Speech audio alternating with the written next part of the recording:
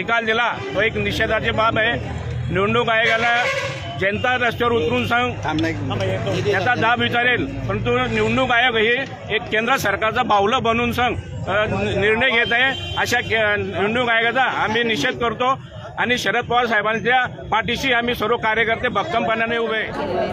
निवडणूक आयोगाने जो काही निर्णय काल दिला त्याचा आम्ही निषेध करतो आहोत।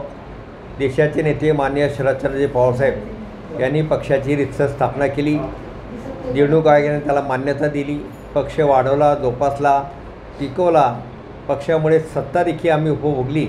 15 वर्ष महाराष्ट्रात सत्ता याच मंत्र्यांनी भोगली आणि चांगल्या पद्धतीने राज्य देखील चालवलं।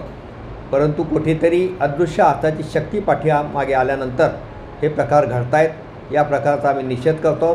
परंतु सामान्य मतदार, सर्व जनता, गोरगरीब, शेतकरी, शेतमजूर, महिला, युवक यांच्या कल्याणासाठी आदरणीय पवारसाहेबांनी जे कार्यक्रम दिले, जो विश्वास दाखवला, त्यामुळे आज जनता पवारसाहेबांच्या मागे आहे।